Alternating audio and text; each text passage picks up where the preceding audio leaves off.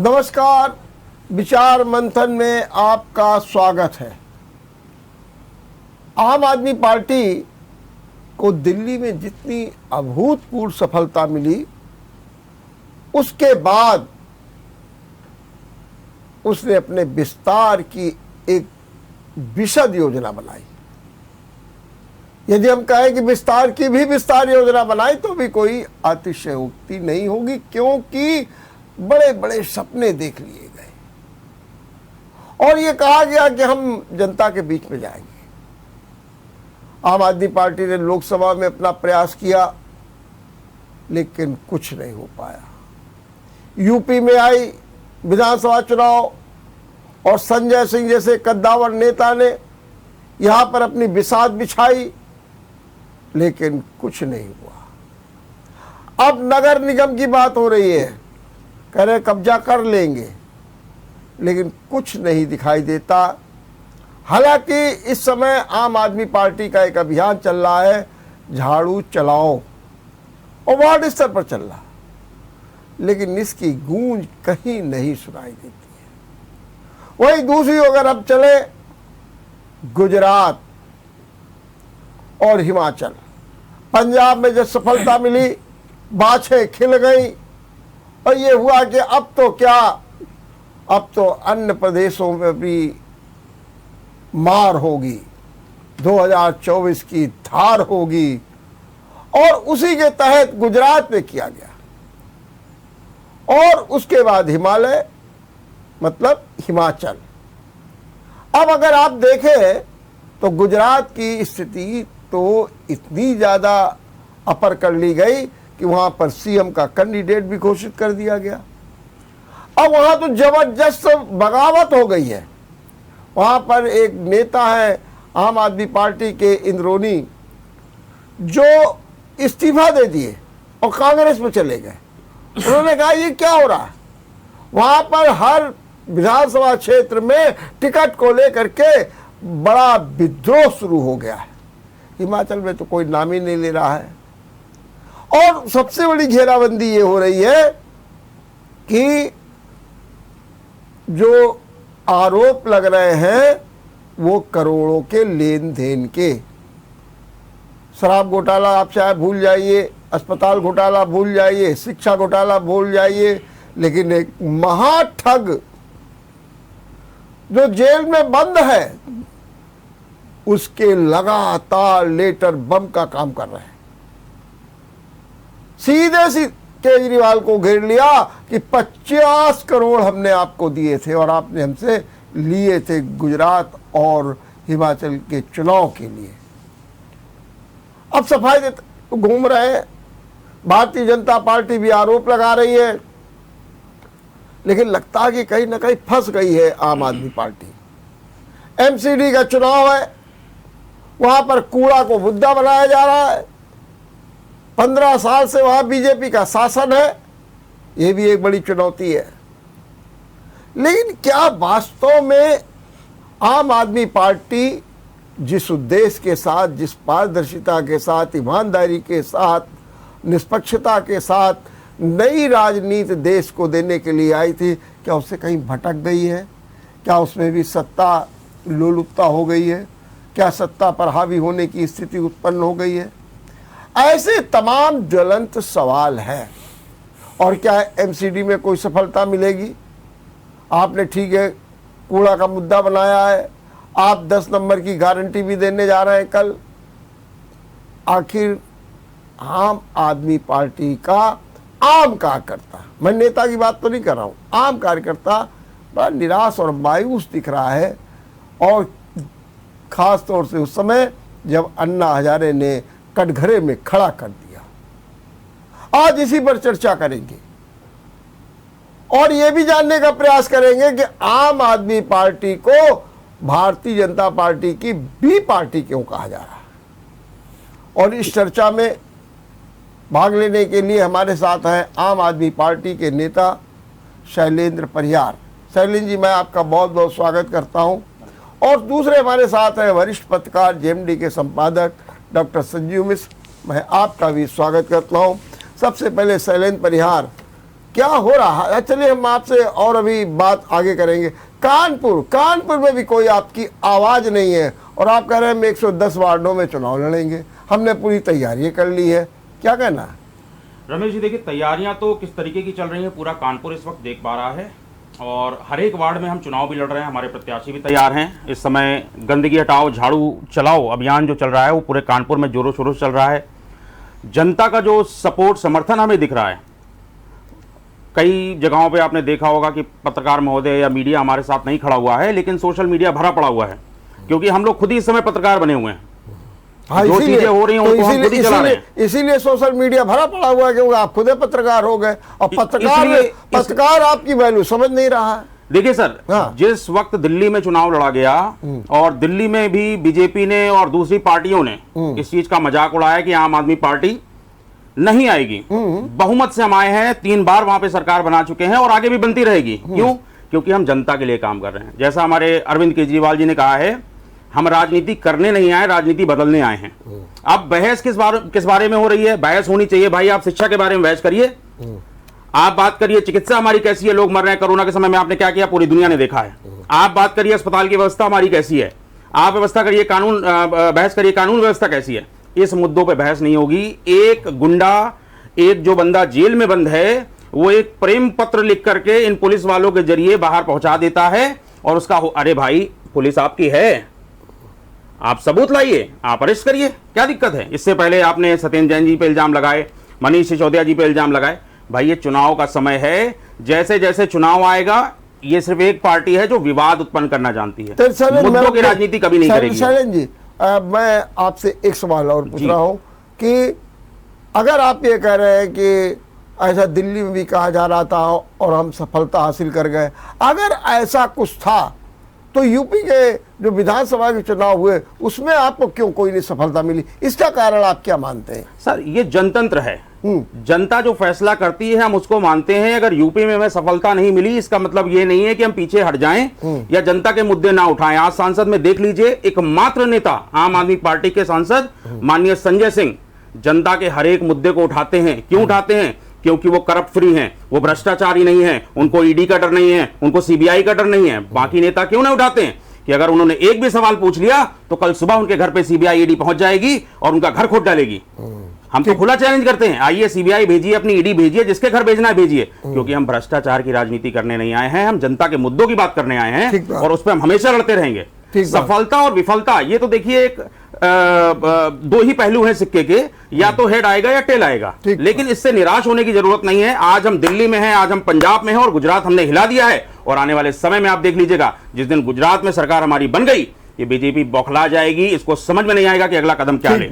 संजीव, आप क्या महसूस करते हैं आम आदमी पार्टी की जो वर्तमान में दशा है और आने वाली जो दिशा है? अब हाँ, इसको ही बस समाप्त हो गया क्वेश्चन। आप देखिए, आम आदमी पार्टी जब बनी जी, तो जो वही वाली बात है कि जैसे भारतीय जनता पार्टी जब बनी तो उसने कहा पार्टी विद डिफरेंस है, फिर बाद में आते आते चीज़ें बदली और फिर आम आदमी पार्टी ने कहना शुरू किया कि ये कहते थे पार्टी विद डिफरेंस, लेकिन ये करप्शन विद डिफरेंस कर रहे हैं। आम आदमी पार्टी ने भाजपा के लिए कहना शुरू किया।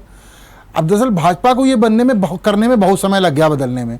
आम आदमी पार्टी थोड़ी तेज स्पीड पे चल रही, क्योंकि इनके पास इंजीनियर डॉक्टर ज़्यादा है, थोड़ी स्पीड है, पेस है अच्छा इनका, तो ये वो सब काम बहुत जल्दी कर ले रहे हैं। जैसे मनीष सिसोदिया का एक भाषण मैं कल ही देख रहा था, उन्होंने कहा कि अगर भगवान राम होते तो कहते कि हाँ मंदिर मत बनाओ और दोनों पक्षों को बिठा देते, ये कर देते। अब केजरीवाल वहाँ जाके गुजराती में क्या कह रहे हैं, हम तुमको मंदिर के दर्शन कराएंगे। तो आप इनके कैरेक्टर का बदलाव देखिए। तो ये बात ये रिकॉर्डेड है, ये हवा में बात नहीं है, ठीक है। जो व्यक्ति, ये मनीष सिसोदिया इनके बड़े नेता हैं। दूसरा, ये लोग सुप्रीम कोर्ट को, कोर्ट की बड़ी इज्जत करते थे। सत्येंद्र जैन इतने दिनों से जेल में है, इसका मतलब अदालत उन्हें जमानत नहीं दे रही, इसका मतलब अदालत उनको प्रथम दृष्टया दोषी मान रही है। बिल्कुल इसका जवाब केजरीवाल के पास नहीं है, इसीलिए इस तरह के सवालों पे वो घुमा जाते हैं। दूसरा क्या है कि इस तरह के सवाल पे वो खींच भी जाते हैं, उनकी खींच कई बार सामने आ चुकी है। तो ये उसी लेवल पे फ्रस्ट्रेटेड भी हो रहे हैं आम आदमी पार्टी के लोग कि सत्येंद्र जैन की अगर जमानत नहीं हो रही, इसका सीधा मतलब है कि अदालत उन्हें प्रथम दृष्टया दोषी मान रही। तीसरी बात, यदि वो इतने ही अच्छे हैं तो इस्तीफा क्यों नहीं दे रहे हैं? इस्तीफा देके जनता के बीच जाएं और कहें अपना आदर्श स्थापित करें, तो कभी कभी तो ये लोग लाल बहादुर शास्त्री की बातें करते थे कि एक रेलवे में एक्सीडेंट हुआ और उन्होंने कहा कि हमने इस्तीफा दे दिया, वो एक जमाने की बात कर रहे थे। अब क्या बातें कर रहे हैं ये, अब ये कह रहे हैं सत्येंद्र जैन को फंसाया गया इसलिए हम नहीं उनको निकालेंगे। तो ये जो जबरदस्त कैरेक्टर का दोहरापन है वो आम आदमी पार्टी ने बहुत जल्दी अडॉप्ट कर लिया है। हो सकता है सत्ता मिल जाए, क्योंकि जिनका ये विरोध कर रहे हैं उन्हें भी तो सत्ता मिली हुई है, तो इसका मतलब उनमें कुछ कमी है। तो आपको सत्ता मिल जाए ये अगर साध्य है तो आप पाप करने लगोगे। लेकिन आम आदमी पार्टी इस समय उसी पाप के रास्ते पर चल रही जिसे ये पाप बनाते रहे हैं। वो है पाप के नहीं, हम नहीं सर्टिफिकेट दे रहे हैं, लेकिन जिस बिंदु को ये लोग पाप बताते रहे हैं उसी रास्ते पे चल रही है। हो सकता है इन्हें सत्ता मिल जाए। रही बात, अभी इन्होंने बहुत बढ़िया ही बात कही, संजय सिंह बोलते हैं, लेकिन वहीं संदीप पाठक क्यों नहीं बोलते हैं लोकसभा राज्यसभा में, वहीं बाकी 6 सदस्य क्यों नहीं बोलते हैं। एक सवाल बड़ा जेन्युइन उठा कि इनके जो 5 सांसद हैं, 6 सांसद हैं, उसमें एक भी दलित क्यों नहीं है। इसका जवाब क्यों नहीं दे पाई आम आदमी पार्टी आज तक। अगर ये सामाजिक समता की बात करते हैं तो एक राज्यसभा सदस्य दलित क्यों नहीं भेजा इन्होंने, उसमें से 30% ब्राह्मण क्यों भेज दिए, सवर्ण क्यों भेज दिए 40%। तो तमाम सवाल हैं जिनके जवाब ये नहीं दे पाएंगे, क्योंकि पैसा भी कहीं ना कहीं चाहिए होता है। मैं समझता हूँ पॉलिटिकल, अगर इन्हें राजनीति करनी है तो राज्यसभा में अगर ये कुछ मजबूत लोग नहीं ले जाएंगे जो फाइनेंशियली मजबूत हो। एक समय भाजपा भी भेजती थी, बहुत सारे उद्यमी भेजती थी, कानपुर से कितने उद्यमी गए वो इसीलिए जाते थे जो कुछ समय पैसे की जरूरत। आप भाजपा का थोड़ा से वो बदल गया, चुके बहुत दूसरी तरह से मजबूत हो गए। तो ये बिल्कुल मेकिंग इन बीजेपी है, एक बीजेपी का दूसरा रूप है जो बहुत तेजी से भाजपा बन रही है। बस इतना है। लेकिन सलीम जी अगर एक बात करें संजय ने कहा कि जब बीजेपी आई मोदी के उसमें तो उन्होंने कहा हमको थोड़ा डिफरेंट करेंगे और उसी हिसाब से करने लगी। आपने भी कहा था डिफरेंट करेंगे, लेकिन वो आप फिर वही रास्ते पर चले गए जो जैसा कि अभी संजीव कह रहे थे कि जिस रास्ते पर आपने विरोध किया था, जिस रास्ते को लेकर के कहा था और कहा था नहीं आप नई राजनीति नहीं दे पाए। इसमें आखिर अन्ना हजारे अगर कह रहे हैं कि आप गलत हो तो उसका जवाब क्यों नहीं दे रहे केजरीवाल और उनकी पूरी टीम। बिल्कुल। दूसरी बात तो अब और वही काम आप भी कर रहे हैं। अगर मान लीजिए आपको लगता है हिंदू वोट के लिए तो आप कह रहे हैं कि नोट में गणेश लक्ष्मी हो जाना चाहिए। वहीं पर जो ओवैसी कहते हैं कि क्या कारण है कि केजरीवाल जो है मुसलमानों के मामले में चुप है, तो इनसे भला नहीं होने वाला है, ये बीजेपी की बी टीम है। ये सब बातें, क्या आपको लगता नहीं है कि कहीं ना कहीं आम कार्यकर्ता ये सोचने लगा है कि हमारे नेता जो है आपाधापी में सत्ता पाने के लिए अब सब कुछ वही कर रहे हैं जो विभिन्न राजनीतिक दल करते हैं और करते आए। देखिए रमेश जी, मैं आपको बता दूं कि आरोप लगाना आजकल ये तो फैशन हो गया है, ट्रेंड हो गया है कि आप आरोप लगाइए और छा जाइए, आप इंटरव्यू दे दीजिए, आरोपित कर दीजिए किसी को, लेकिन उसके साक्ष्य नहीं है, कोई भी साक्ष्य नहीं दे पा रहे हैं। और सबसे बड़ी बात, जैसा संजीव भाई ने कहा कि इस समय जो आम आदमी पार्टी है वो पढ़े लिखों की पार्टी है, उसमें MBA भी है, इंजीनियर भी है, बीटेक भी है, सब है। तो जो काम चल रहा है वो तरीके से चल रहा है जिस तरीके से दिल्ली को हमने संवार दिया। अब बात कर रहे हैं आप सत्येंद्र जैन जी को कि सुप्रीम कोर्ट, देखिए हम सुप्रीम कोर्ट की और हम कानून व्यवस्था की कितनी इज्जत करते हैं, हम उसके फैसले का इंतजार कर रहे हैं। लेकिन दूसरी तरफ क्या सत्येंद्र जैन जी के खिलाफ कोई सबूत दे पाए आज तक? 8 साल हो गए। एक बहुत बढ़िया मशीन आई है, आपने भी शायद सुना होगा कि अगर आप बहुत बड़े पापी हैं या भ्रष्टाचारी हैं तो बीजेपी के द्वारा एक जो मशीन बनाई गई है कि उसमें वो काला डालते हैं और गोरा निकाल देते हैं। अभी सत्येंद्र जैन जी अगर हमारे बीजेपी में शामिल हो जाएं तो आप विश्वास मानिएगा सारे भ्रष्टाचारों से वो मुक्त हो जाएंगे और एक बढ़िया मंत्री पद उनको मिल जाएगा। लेकिन जो आम आदमी पार्टी के लोग हैं, जैसा मनीष सिसोदिया जी ने हमारे बोला है कि महाराणा प्रताप के वंशज हैं, सर कटा देंगे और झुकाएंगे नहीं, हम उसी नीति पे चल रहे हैं। इनको आरोप लगाने दीजिए। आरोप लगाने का मतलब ये नहीं है कि आपने प्रमाण दे दिया है, और आप जिस दिन प्रमाण दे देंगे, पंजाब में हमने क्या किया, हमारे एक मंत्री के ऊपर 1% का रिश्वतखोरी का इल्जाम लगा, हमने तुरंत उसको बर्खास्त किया और जेल भेज दिया। हम वो सरकार हैं, हम किसी को नहीं छोड़ेंगे, चाहे वो बीजेपी के हों, चाहे वो सपा के हों, चाहे कांग्रेस के हों। अगर वो भ्रष्टाचारी है तो उसकी जगह जेल है, और कानून व्यवस्था तो इस समय आपके हाथ में है। आप सबूत दीजिए, आप केजरीवाल जी को सबूत दीजिए, आप देखिए हम कैसे। एक सेकंड आप कैसी बात कर रहे हो? मतलब इसमें हंसी आ रही है। आप कह रहे हो सबूत दिए, भैया कोर्ट जब उनको जमानत नहीं दे रही इसका मतलब कोर्ट प्रथम दृष्टया दोषी मान रही है। कैसी बात करो? ये वही वाली बात है कि आप या तो सच को आप कह दो कि हम ये नहीं कहेंगे भैया, हम लोग विषय न चलाएं, लेकिन आप हमें सिर्फ एक लाइन बता दिया, अगर कोर्ट ने उनको प्रथम दृष्टया दोषी माना तो उनसे ही थोड़ी करेंगे, आप केवल मंत्रिमंडल से उनको हटाओ ना। हम कब कह रहे हैं आप उनको पार्टी से निकाल दो, आप अपना पार्टी समाज। आपने एक नेता को जिसने कहा कि राम को नहीं मानो, आपने पार्टी थोड़ी निकाला, उसको केवल मंत्रिमंडल से हटाया, क्योंकि वो दलित था बेचारा, आपने उसको मंत्रिमंडल से हटा दिया। सत्येंद्र जैन जो कि आपके धन पशु हैं उनको आप नहीं हटा रहे हो, जबकि वो जेल में भी हैं। उसने भी तो केवल इतने उस पर आरोपी तो था, उसने मंच से कह दिया था कि भाई राम भगवान नहीं मानो, नहीं मानेंगे, उसको आपने मंत्रिमंडल से तुरंत हटा दिया या इस्तीफा दिलवा दिया उससे। तो ये कैसा कैरेक्टर है, मैं बार बार वही कर रहा हूं। आम आदमी पार्टी बहुत अच्छे ढंग से शुरू की गई थी, इसमें कोई शक नहीं। अन्ना हजारे की नीतियां उसके पीछे। आज इनके साथ जुड़े लोग क्यों दूर हो रहे हैं? अन्ना हजारे क्यों विरोध कर रहे हैं? अन्ना हजारे ने आलोचना की, आप उसको हंसी में डाल। आप तो उस तरह के लोग हो गए कि अपने घर के बूढ़े को हंसी में डाल देते, अरे चलो बूढ़े कह रहे हैं। ये कैरेक्टर है आपका। उसके बाद आप सिर्फ एक लाइन बताइए ना कि उस बेचारे दलित ने क्या किया था जिसको आपने मंत्रिमंडल से हटा दिया। और एक जैन, चूंकि वो पूंजीपति है, वो आपके लिए पैसे का मैनेजमेंट करता है, तो आप उसको, अगर कोर्ट उसको जमानत नहीं दे रहा है, आप तो पढ़े लिखे हैं, आप तो दूसरा पढ़े लिखे पार्टी है, तो कोर्ट जमानत ना देना का मतलब प्रथम दृष्टया वो इसके लिए उपयुक्त नहीं मान रही अदालत की वो छुट्टा घूमे। तो जो व्यक्ति कोर्ट की नजर में छुट्टा नहीं घूम सकता वो मंत्री कैसे रह सकता है? ठीक बात बताइए सैलिन जी। बिल्कुल ठीक बात आपने कही कि कोर्ट उसको जमानत नहीं दे रहा है। कोर्ट साथ ही साथ ये भी तो वार्निंग उनको दे रहा है कि आप सबूत पेश करिए। ये सबूत क्यों नहीं पेश कर पा रहे हैं? सबूत आप पेश नहीं कर पा रहे हैं ये विषय आपका नहीं है, नहीं गलत। अब चैलेंज जी, हम लोग यहाँ चूंकि मैं खुद जर्नलिस्ट हूं इसलिए मैं बहस नहीं करूंगा बाकी पार्टियों की तरह। मैं सीधा सवाल पूछ रहा हूं, अगर कोर्ट जमानत नहीं दे रहा है किसी मामले में, तो आप इसे मानते हैं कि नहीं मानते हैं कि उनको प्रथम दृष्टया निर्दोष नहीं माना गया? चलो दोषी नहीं, बताइए ना, मैं पूछ रहा हूं कि उनको प्रथम दृष्टया निर्दोष नहीं माना गया। अगर नहीं माना गया तो आपका कैरेक्टर का हाई पॉइंट क्यों नहीं कहता? आप ये बात कह रहे हैं कि उनको दोषी नहीं माना गया। बहुत साफ बात है, गिलास आधा खाली है कि गिलास आधा भरा है, उसको आप किस दृष्टि से देखना चाहते हैं? आप जवाब मिल गया भाई साहब, इस पर दोषी जवाब मिल गया। एक बेचारा दलित था, अभी कोर्ट इस बारे में बिल्कुल नहीं कह रही, एक दलित था उसके लिए तो सजा सुना दी जाए। एक दलित था उसके लिए केजरीवाल कोर्ट बन जाएंगे, उससे इस्तीफा ले लेंगे। लेकिन एक सवर्ण, चूंकि ये पार्टी पूरी तरह सवर्णों पर आधारित होना चाह रही है, एक दलित सांसद नहीं बनाओगे, एक मुसलमान सांसद नहीं बनाओगे, ठीक है, आप वो सब करोगे तो आप भी जो आपने शुरू में बात करी थी, आपको बीजेपी की बी टीम बनना, बीजेपी वाले तो अब दलित ओबीसी लेके चल रहे हैं साथ। संजीव जी, अभी हमारी पार्टी का जो उदय हुआ है, अभी हम दिल्ली में हैं, अभी हम पंजाब में हैं, हम गुजरात में होंगे। ऐसा नहीं है कि हम जाति पाति की राजनीति खेल रहे हैं। आप हमारे संजय सिंह को शायद सुनते नहीं। संजय सिंह का साफ साफ कहना है, हिंदू मुस्लिम सिख ईसाई आपस में है भाई भाई, और ये देश किसी जातिवाद से नहीं चलेगा। ये देश आपसी प्रेम से चलेगा, आपसी भाईचारे से चलेगा। और जो लोग इस मंत्रिमंडल में या जब भी हमारी जहां भी सरकार बैठती है, जो भी योग्य लोग होंगे उनको पूर्णता समर्थन दिया जाएगा। ये बिल्कुल नहीं है कि सिर्फ हम हिंदू बैठाल देंगे या सिर्फ मुस्लिम बैठाल देंगे। देश सभी का है। देखिए, दो चीजों का अंतर है। एक, भारतीय जनता पार्टी भी मुसलमानों को टिकट नहीं देती, लेकिन जब भाजपा को खुद चुनना होता है तो मुसलमान सांसद राज्यसभा भेजती है। आप क्या उल्टा है, आप टिकट मतलब आप मुसलमानों के वोट तो लेना चाहते हो, लेकिन जब आपको चुनना है तो उन्हें आप नहीं भेजते हो। ये आपके कैरेक्टर का दोहरापन है, आप नहीं मानोगे, आप मानना भी नहीं चाहिए। अभी आपको टिकट मांगना अपनी पार्टी से, आप क्यों मानो? लेकिन ये सच है कि इसका सामना आपको जनता के बीच करना पड़ेगा। जो आदरणीय डॉक्टर साहब ने कहा कि जनता जो कह रही है उसकी बात हो रही है यहाँ पे, यहाँ बात कोई पार्टी की क्या नहीं है, और इसका जवाब किसी के पास नहीं। आपके पास क्या जवाब है? अरविंद केजरीवाल के पास इसका जवाब नहीं है।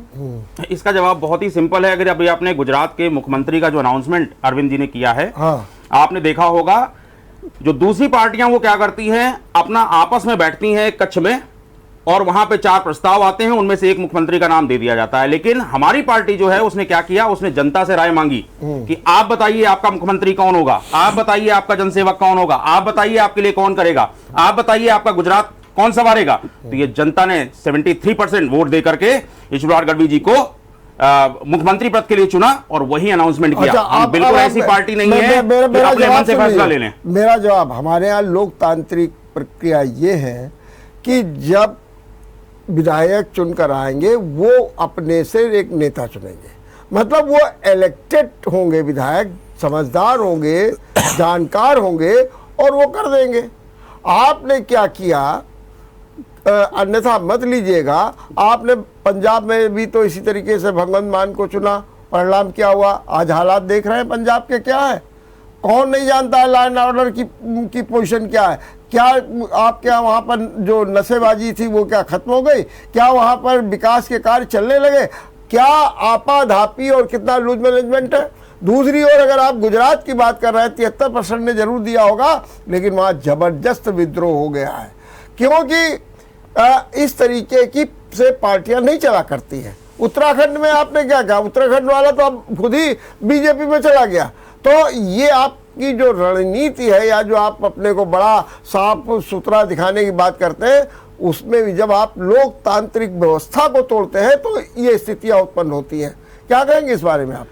सर देखिए, पंजाब में इस समय क्या हो रहा है, कानून व्यवस्था क्या चल रही है, जब भी आप एक पेड़ लगाते हैं तो उसको फल देने में समय लगता है। समय लगता है। ठीक है, अगर आज कब तक के लोग, आज चाहते के हैं? सत्ताधारी नहीं, लोग कब सर, तक चाहते हैं? क्योंकि हर फल का समय निश्चित अब होने लगा है कि भाई जेठ आएगा, मार्च आएगा, या दूसरा महीना आएगा तब ये फल आएगा, तब तीसरा महीना आएगा तो ये फूल आएगा। सबको जैसे आजकल है कि गुलदावरी आने वाली है तो भाई सबको मालूम है।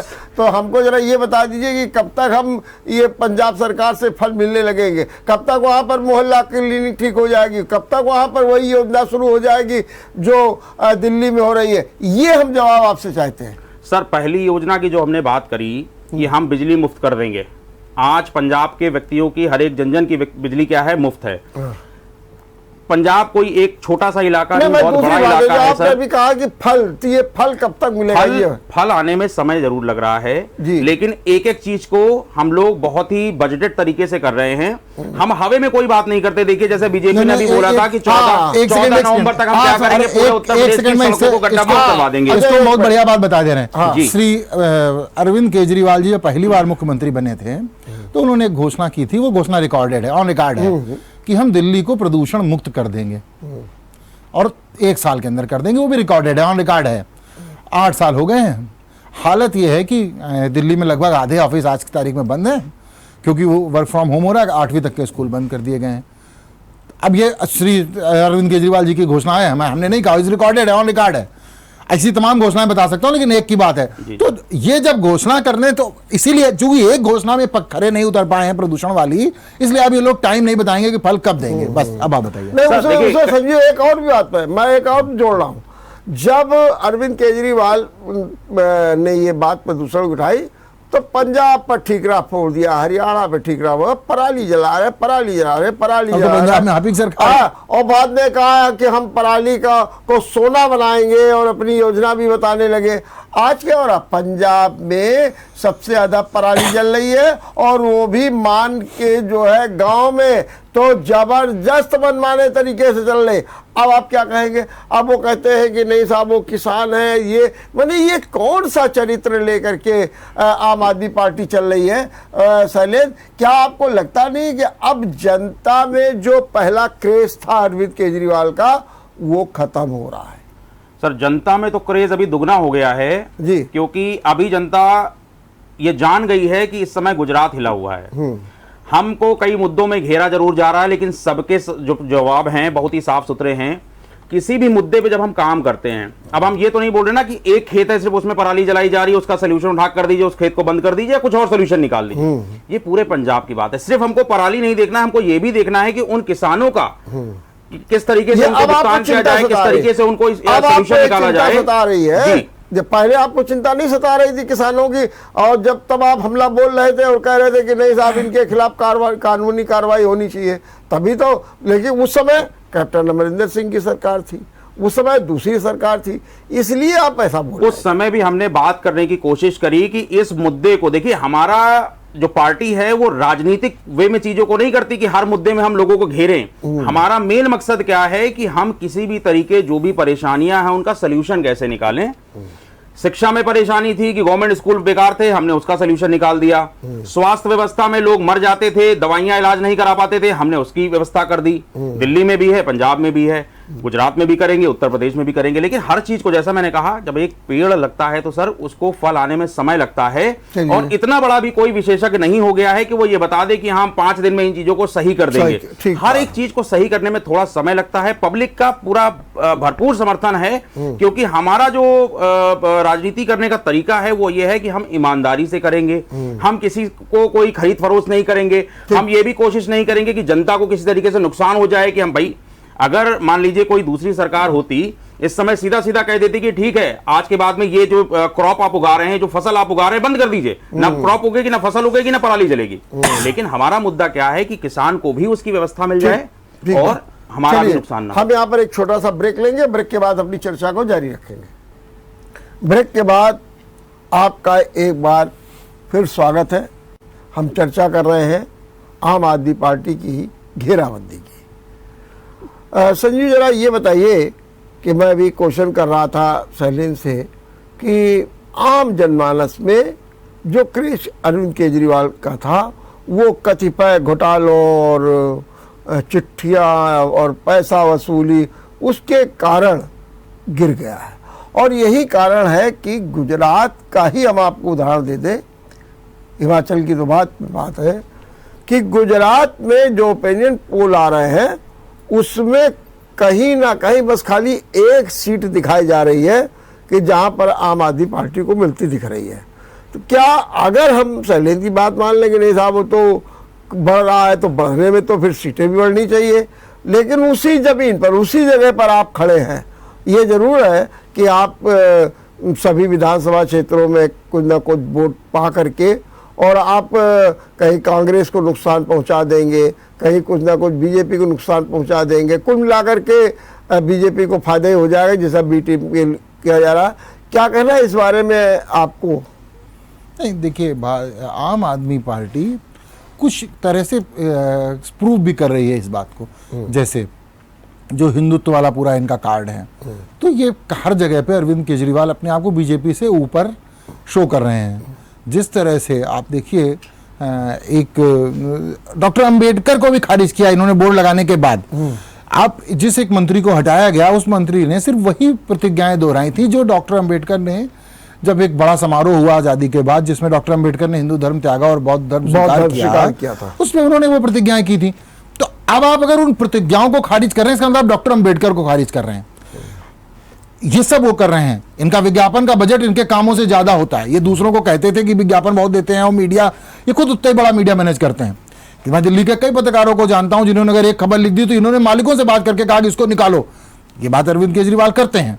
ये पूरी यही बात भाजपा पे आरोप लगाते थे। तो ये वो सब कर रहे हैं जो बीजेपी करती थी। मीडिया मैनेजमेंट, ये किसी भी नेता को खारिज कर देना। अगर वो सावरकर को लेकर आगे बढ़ रहे हैं तो इन्होंने डॉक्टर अंबेडकर और गांधी को खारिज किया है। भले आज डॉक्टर अंबेडकर और भगत सिंह की कोई नौबत आ जाए तो भगत सिंह को खारिज कर देंगे। और भगत सिंह कभी नहीं धर्म को मानते थे। भगत सिंह प्रॉपर उस विचारधारा के व्यक्ति थे जो धर्म को अफीम मानते थे, लेकिन ये धर्म को वोट का जरिया मानते हैं। कहते हैं हम तुमको राम मंदिर के दर्शन कराएंगे, ये कहते हैं कि गणेश लक्ष्मी छापो।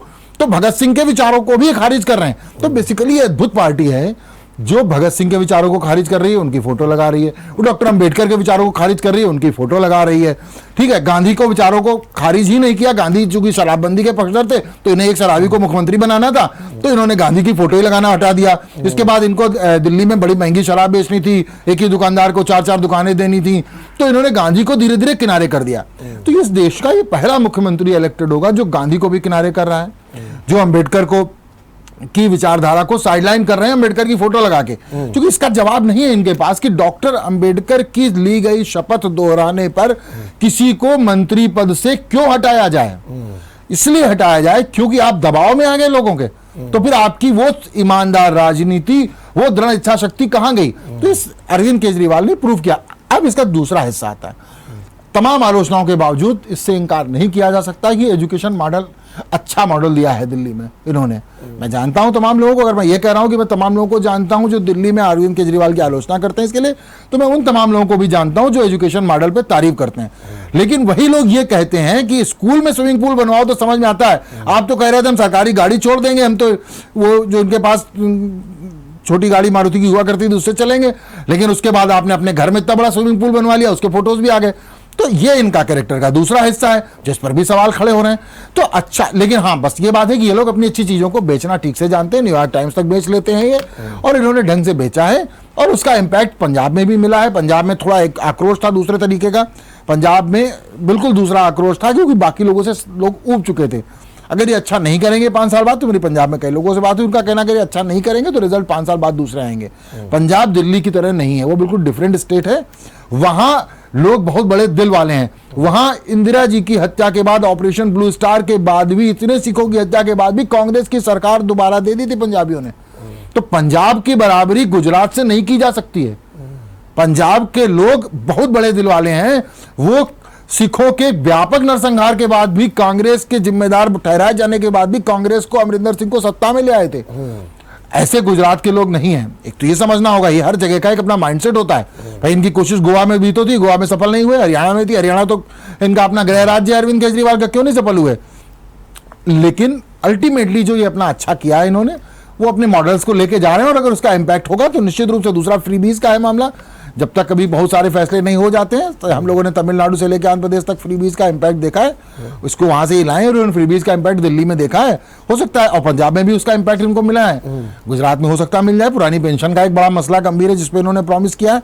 जिस दिन गुजरात की जनता को यह लगेगा कि कांग्रेस का विकल्प आम आदमी पार्टी बन गई है, उस दिन निश्चित रूप से गुजरात में भी चीजें बदलेंगी। अभी वो स्थिति नहीं है, अभी कांग्रेस का पूरी तरह विकल्प नहीं बन पाया। लेकिन एक बात मानना पड़ेगी कि गुजरात के प्रति अभी जो मोदी हैं और जो अमित शाह है, मैं तो नंबर 1 पे मोदी को ही रखूंगा, अमित शाह तो खैर है ही है, वो तो रणनीतिकार ही है। तो देखा जाए तो एक गुजरात की एक अटूट आस्था है मोदी के प्रति, और इसीलिए वो इमोशनल कार्ड भी खेलते हैं। अब जैसे उनका कल एक बयान आया कि मैं और आप लोगों ने मिलकर के जो है गुजरात बनाया है, गुजरात को ये रूप दिया है, तो निश्चित रूप से आम आदमी पार्टी के लिए बहुत मुश्किलें हैं वहां पर। हाँ नहीं, बिल्कुल मुश्किलें हैं और चुनौतियां हैं, दूसरे ये सारी चीजें भी हैं। और गुजरात का आदमी समझदार है, वो समझता है चीजों को, तो किस लेवल पे कर पाते हैं क्या है। एक और चीज आ रही कि आपने एक ऑटो वाले को, अब तमाम चीजें खिलवाड़ इनके सब खुल भी रहे हैं ना। जिस ऑटो वाले को आपके घर गए वो अगले दिन भाजपा की सभा में था, जिसको आपने उसने कहा हमसे तो कहा गया था कह देना। अच्छा, सेम वही लैंग्वेज आप पंजाब में बुलवाते हो, तो कहीं ना कहीं शुरू में तो बहुत सारे अच्छे लोग जुड़े होंगे। अब वो जो तमाम पैरेलली कुछ लोग जुड़ रहे हैं जो सलाहकार हैं, वो सेम एक ही स्क्रिप्ट है, चूंकि जो लोग सोशल मीडिया वाले हैं ना, तो ट्विटर पे भी एक स्क्रिप्ट सेम स्क्रिप्ट चलती है, कॉपी पेस्ट, तो वही कॉपी पेस्ट वहां भी हो गया। बट ठीक है, ये सब राजनीति में करना पड़ता है, ये कर रहे हैं। बाकी शैलेंद्र जी बताएंगे। शैलेंद्र जी ये बताइए कि गुजरात की बात अगर हम अभी छोड़ दें, एक बात हम चलिए हिमाचल की बात भी छोड़ दें, हम अगर केवल आपसे बात करें कानपुर की, तो आपने कहा हम 110 वार्डों पर चुनाव लड़ेंगे और बड़ी तैयारियां हैं, कैंडिडेट भी घोषित। यहाँ क्या आप अचीव करने जा रहे हैं और कैसे अचीव करने जा रहे हैं, जनता कैसे आपके साथ, क्योंकि यहाँ पर वही बीजेपी और ले दे करके सपा, दो की सीधी टक्कर, और उसके साथ भी अगर थोड़ा बहुत बढ़ेगी तो कांग्रेस दिखेगी। तो आप कहाँ स्टैंड करेंगे? हाँ, अगर बहुजन समाज बड़ी पार्टी, तो आपने क्या अपना आकलन कर रखा है, क्या सोच रखा है?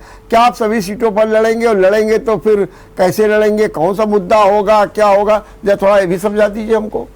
देखिए रवि जी, अभी से मैं बता दूं कि जितने भी वार्ड हैं हमारे 110 वार्ड, उनमें सभी में तैयारियां चालू हैं। एक एक वार्ड से कई सारे प्रत्याशी निकल के आ रहे हैं, क्योंकि जो शिक्षित समाज है इस समय, वो ये समझ रहा है कि आगे अगर देश को बढ़ाना है, कानपुर को बढ़ाना है, उत्तर प्रदेश को बढ़ाना है, तो सबसे ज्यादा जरूरी क्या है, शिक्षित लोग राजनीति में आगे बढ़ें। तो शिक्षित लोग खुल के सामने आ रहे हैं, वो सेवक बनना चाह रहे हैं, वो वार्ड के पार्षद बनना चाह रहे हैं। एक एक वार्ड से कई सारे लोग, जैसे मैंने बताया कि आ जा रहे हैं कि भाई हमको भी करना है, हमको भी समाज सेवा करना है, हमको भी जुड़ना है। अब आज का युवा जिसको नौकरी करनी चाहिए थी, जिसको अपना घर परिवार पालना चाहिए था, वो इस व्यवस्था से, इस बीजेपी व्यवस्था से इतना ज्यादा तंग है। बीजेपी वाले साफ साफ कह देते हैं, वो किसी स्टूडियो के बाहर आप वो पकोड़े का ठेला लगा लीजिए और 200 रुपए रोज कमा के जाइए, क्या ये रोजगार नहीं है? अरे भाई, जो MBA किया हुआ है, जो इंजीनियरिंग पढ़ा हुआ है, वो अगर उसको ठेला ही लगाना होता तो इतना पैसा उसने पढ़ाई में क्यों खर्चा किया था? फिर एक ठेले वाला जो अनपढ़ होता है, जिसको हम अनपढ़ बोलते हैं, वो अपने बच्चे को क्या बनाने की सोचेगा? तो बीजेपी की पहली राजनीति तो यही है कि समाज हमारा शिक्षित ना हो, लेकिन आज का युवा जागरूक है, आज की जनता जागरूक है। जो घरों में लोग काम करते हैं, बर्तन मांजते हैं, चौका बर्तन करते हैं, वो भी सोचते हैं कि हमारा बच्चा डॉक्टर और इंजीनियर बन जाए। इस सपने को दिल्ली में साकार कर दिया गया है। दिल्ली में स्कूल में मुफ्त शिक्षा दी जा रही है, आगे जो हायर स्टडीज है उसके लिए भी लोन दिया जा रहा है। तो जनता सोच रही है, जनता जान रही है इस चीज को। अगर ये सरकार हमारी उत्तर प्रदेश में आ जाती है, जिसकी पहली सीढ़ी क्या है, ये चुनाव है जो निकाय चुनाव आने वाला है, तो इसमें जनता ने इस समय पूरी तरीके से मन बना लिया है। मेरा सवाल ये है कि 110 सीटों में आप अपना आउटपुट क्या महसूस कर रहे हैं? और नंबर 1, नंबर 2, कौन सा मुद्दा आपका होगा इस चुनाव में जनता को लुभाने के लिए? तीसरी बात, आप जनता को क्या गारंटी देने जा रहे हैं? मैं ये 3 सवाल के जवाब आपसे पूछ रहा हूँ। रमेश जी, हम जनता को लुभाने वाली तो कोई चीज ऐसी नहीं बताएंगे, क्योंकि हम झूठे वादे नहीं करते हैं। हम जनता के उन्हीं मुद्दों को सामने लाते हैं। जैसे सबसे पहला अभियान अभी जो हमारा चल रहा है, सफाई। अब आप किसी भी वार्ड में चले जाइए, किसी भी विधानसभा में चला जाइए, सफाई का क्या हालत है वो कहीं छुपा नहीं है। इनके जो लोग हैं वो महीनों महीनों नहीं आते हैं नालियां सफाई करने। डेंगू इस समय कितनी ऊपर बढ़ चुका है सबको पता है, लेकिन आप बोलिए कि कोई उसकी व्यवस्था करी गई है तो कोई व्यवस्था नहीं करी गई है। तो हम जनता को लुभाने वाले मतलब ऐसे कोई झूठे प्रॉमिस नहीं करेंगे, ऐसे कोई झूठे वादे नहीं करेंगे। जो हकीकत है, जो हम दिल्ली में करके दिखा रहे हैं, वही हम उत्तर प्रदेश में कानपुर में करके दिखाएंगे। हमारे मुद्दे होंगे कि हम अच्छी स्वास्थ्य व्यवस्था दें, सफाइयां करें, अच्छे एजुकेशन सेंटर्स बनाएं, स्कूल बनाएं, और ये मुद्दे आज नहीं, ये हमेशा चलते रहेंगे। जहां जहां पे अच्छे स्कूल नहीं है, जहां जहां पे अच्छी स्वास्थ्य व्यवस्था नहीं है, जहां जहां पे सफाइयां नहीं है, हम लड़ते रहेंगे। क्योंकि ये देखिए, जो अमीर है, जो इनके अमीर दोस्त हैं, उनको इन सब चीजों की जरूरत नहीं है, लेकिन जो गरीब आदमी है उनको इन सब चीजों की जरूरत है, क्योंकि वो ऐसी जगहों पे रह रहा है जहां पे सारी परेशानियां हैं, और ये जनता के मुद्दे हैं। ये हम नहीं उठा रहे हैं, जनता उठा रही है, और जनता को एक ऐसा सेवक चाहिए अपने अपने वार्डों में जो इन कामों को अच्छी तरीके से कर सके। आज तो व्यवस्था ये है कि जब कोई दूसरी पार्टी से पार्षद का इलेक्शन जीत जाता है तो उसका दर्शन मिलना मुश्किल है। फोन तो छोड़ दीजिए, फोन तो कभी नहीं उठाता, दसियों फोन करते हैं कई सारे लोगों को। मैं खुद जाता हूं, क्योंकि इस समय मैं कई सारी जगहों पे, कई सारे वार्डों पे सुबह से शाम तक घूम रहा हूं। तो वहां पे व्यवस्था ये है कि मैं पूछता हूं आपका पार्षद कौन है, तो उनको ये तक नहीं पता कि उनका पार्षद कौन है। तो ये व्यवस्था बना रखी है बीजेपी वालों ने, ये व्यवस्था बना रखी है कांग्रेस पार्टियों ने। जबकि पार्षद का रोल ये होना चाहिए कि हर घर में उसका नंबर होना चाहिए। पार्षद की व्यवस्था ये होनी चाहिए कि जब तुम्हें जरूरत पड़े तब तुम्हारा सेवक खड़ा है। लेकिन इन्होंने राजनीति को कितना गंदा, कितना भ्रष्ट कर रखा है कि एक पार्षद भी चुनाव अगर जीत जाता है तो तुम्हारे हाथ नहीं आएगा। ठीक, ये राजनीति हम बदल देंगे। ठीक, बदल देंगे। संजीव, क्या आपको कुछ लगता है कि जैसे विधानसभा के चुनाव में आम आदमी पार्टी कुछ नहीं हासिल कर पाई, प्रयास बहुत हुए, गठबंधन करने का प्रयास हुआ, सब कुछ नहीं, क्या निकाय चुनाव में इनको कुछ मिलेगा? आपको कुछ दिखता है क्या? क्योंकि जब एक और बीजेपी का माहौल है, एक और समाजवादी पार्टी का माहौल है, एक और जो है मायावती बहुत तेजी के साथ अपना एक नया आधार लेकर के आ रही है, और चौथे कांग्रेस भी बड़ी एकजुटता के साथ है। इन परिस्थितियों में आपको लग रहा है कि आम आदमी पार्टी स्टैंड करती हुई दिखाई दे रही है? देखिए, निकाय चुनाव में एक जो कानपुर की जनता की अप्रोच है, अच्छी बात है, ये लोग उत्साहित हैं और होना चाहिए, पार्टी की बनती है। निकाय चुनाव में क्या है कि जनता को ये तो पता है कि उत्तर प्रदेश में भाजपा की सरकार है, तो जो अच्छा जो पैसा ला पाएंगे विकास के लिए वो मेयर बीजेपी का होगा तो ज्यादा अच्छा आ पाएगा। एक ही मैसेज जाता है, बहुत नीचे तक जाता है। तमाम बार ऐसा हुआ है कि अनिल शर्मा जब मेयर बने थे तो बन गए थे, ठीक है, इस तरह से, तो लेकिन अल्टीमेटली एक चीज, ये मैसेज तो होता ही है थोड़ा मोड़ा कि, तो ये बहुत कुछ डिपेंड करेगा कि इनका मेयर का प्रत्याशी लड़ाई में किस लेवल पे होगा। क्योंकि ये कानपुर का जो अभी यूपी के जो नगर निगम है, इनके चुनाव बड़े डिफरेंट हैं। भाई यहाँ पर मेयर का चुनाव साथ में होता है, मेयर जनता से सीधे चुना जाता है, तो ये बहुत कुछ डिपेंड करेगा कि मेयर का प्रत्याशी किस लेवल पे लड़ाई लड़ रहा है। उसके बाद ही आम आदमी सब पार्षदों के प्रत्याशी की बात आएगी साथ में। कुछ सीटें हो सकता है जीत जाएं, बढ़िया कुछ प्रत्याशी हो जाएं, जैसे मैं कुछ लोगों को इनके यहाँ जानता हूँ जो बढ़िया लोग हैं और बढ़िया अपने क्षेत्र में उनकी अच्छी पकड़ है। अब हो है क्या कि जो ऐसे लोग हैं वो खुद ही विधायक और सांसद और मेयर बनने का सपना देख रहे हैं, तो प्रॉब्लम यहाँ पे आएगी। अब जैसे पिछली बार मुझे एक अधिकारी, एक विभाग के सरकारी अधिकारी का पता है कि वो बहुत भ्रष्ट थे, उनके बारे में सब लोग जानते थे। अब उनको टिकट मिल गया आम आदमी पार्टी से, तो एक विधानसभा सीट से, तो बड़ा गलत मैसेज गया। तो अब ये सब टिकट देते समय इन लोग को ध्यान रखना पड़ेगा। बाकी इसमें मैं इसलिए बहुत कुछ नहीं कहूंगा नकारात्मक, क्योंकि अभी तो उम्मीदों पे टिकी है बात, और निश्चित रूप से अच्छा होना चाहिए, अच्छे लोग राजनीति में आए। आम आदमी पार्टी को इसका क्रेडिट भी मिलना चाहिए कि इन्होंने अच्छे लोगों को राजनीति में लाने की पहल की। अब भले ये दिग्भ्रमित हो गए हों, शुरू में तो निश्चित रूप से बहुत पारदर्शिता के साथ, जब पहली बार विधानसभा चुनाव हुआ था दिल्ली में, तब मैं उस समय दिल्ली में ही था, तो बहुत ईमानदारी से टिकट दिए गए थे, बहुत पारदर्शिता के साथ दिए गए थे। अब चीजें बदल रही है, क्या हो रहा है देखिए, और ये तय बात है कि नगर निगम इनके लिए विधानसभा से ज्यादा कठिन है। अदरवाइज अभी तक ये दिल्ली नगर निगम एक बार भी नहीं जीत पाए। इस बार क्या होता है, तो इस चूंकि वहां पे भी वही संकट है, वहां पर मेयर तो सीधे चुना नहीं जाता, वहां मेयर पार्षद चुनते हैं, तो वहां पार्षदों पे नीचे के लेवल पे अपनी अपनी सेटिंग होती है, वो कहीं ना भी आम आदमी पार्टी नहीं कर पाई। यहाँ बिल्कुल उल्टा है, मुझे हमेशा आम आदमी पार्टी की संभावनाएं ज्यादा लगती हैं। अगर इनका कोई मेयर का प्रत्याशी इतना बढ़िया आ जाए, जिसकी एक इमेज भी हो, जिससे जनता का जुड़ाव भी हो, और वो भाजपा के और कांग्रेस के प्रत्याशियों को पीछे छोड़ दिया। मेयर में सपा बहुत बढ़िया नहीं लड़ पाती, बहुत बढ़िया पार्टी होने के बावजूद अभी भी कानपुर में लड़ाई मेयर में बीजेपी और कांग्रेस की होती पिछले कई चुनाव से। भले विधानसभा में कांग्रेस की सीटें कम हो जाएं, लेकिन मेयर की लड़ाई में सीधी लड़ाई में होते हैं। तो इसलिए मुझे लगता है बहुत कुछ डिपेंड करेगा कि महापौर का प्रत्याशी कैसा उतारते हैं। लेकिन शैलेंद्र, ये भी तो होगा कि वोट बैंक बहुत जरूरी था। आप कहते हैं, आप कह सकते हैं मेरे वोट बैंक से कोई जरूरत नहीं, लेकिन आप देखिए भारतीय जनता पार्टी का अपना वोट बैंक है, सपा का अपना वोट बैंक है, बसपा का अपना वोट बैंक है, और उस वोट बैंक को लेकर के आगे बढ़ती है। कांग्रेस का कोई वोट बैंक नहीं है, इसलिए अपना छटपटा रही है केवल। आम आदमी पार्टी की भी लगभग वही स्थिति है कि जिनके पास हथियार है वो तो लड़ाई के लिए बिल्कुल तैयार है, लेकिन आपके पास तो हथियार भी नहीं है, आपके पास तो कोई वोट भी नहीं है। ऐसी स्थिति में आप कैसे आशा करते हैं कि आप चुनाव में सफलता हासिल करेंगे? देखिए रमेश जी, जो वोट बैंक की बात हो रही है और वोट बैंक की राजनीति जो पार्टियां करती हैं, वो हम देखते आ रहे हैं। पिछले 70 सालों का कई बार चैनलों में डिबेट होती है, उसको भी मैं सुनता हूँ। पिछले 10 सालों से, 12 सालों से, 15 सालों से मैं खुद उस चीजों को देख रहा हूँ कि जो वोट बैंक की राजनीति करते हैं वो जनता के लिए काम नहीं करते हैं। इस समय जो हमारा जनाधार है वो गरीब व्यक्ति, कुछ भी कहे, वो सब हमारा वोट बैंक है। हाँ। क्योंकि हम लगातार देखिए, दिल्ली हमारा बहुत बड़ा एग्जाम्पल है कि दिल्ली में भी हमेशा यही बात होती रहती है कि हमारा कोई वोट बैंक नहीं है, हम कैसे जीतेंगे, हम कैसे लड़ेंगे, हम क्या करेंगे, हम कहाँ जाएंगे, परेशानी है क्या।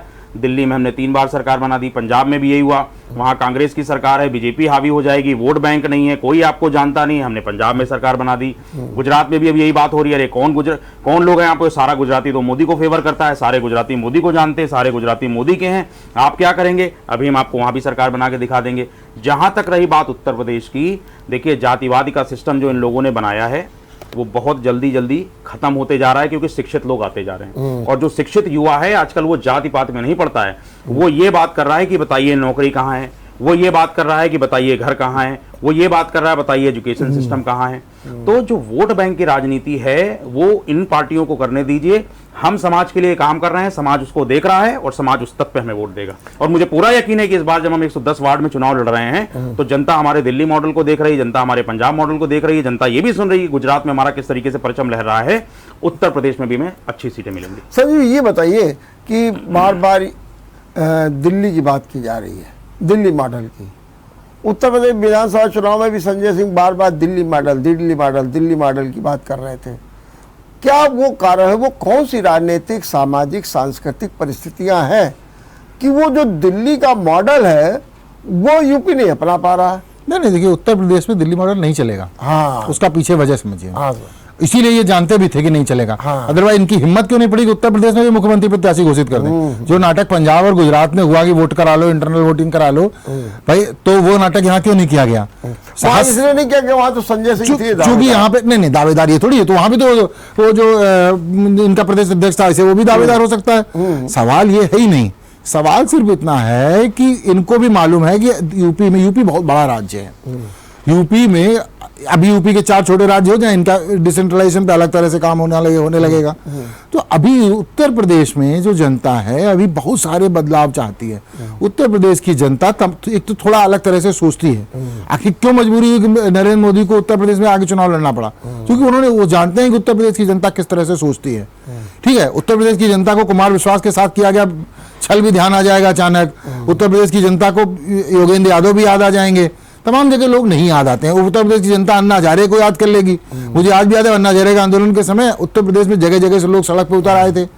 ठीक है, तो लेकिन अब तमाम चीजें, दूसरा क्या है, उत्तर प्रदेश में शायद फ्रीबीज का, आप समझिए ना, पुरानी पेंशन का इतना विरोध करने के बावजूद यहाँ सबने लागू किया, लेकिन अब योगी आदित्यनाथ की सरकार बनी कि नहीं बनी?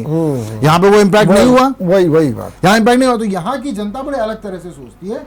और उत्तर प्रदेश में तो निश्चित रूप से आम आदमी पार्टी इसीलिए सबसे बाद के लिए उत्तर प्रदेश को बचा के रखेंगे। ठीक बात। कभी अभी आप देखिए ना, किसी चुनाव में ये नहीं करते हैं।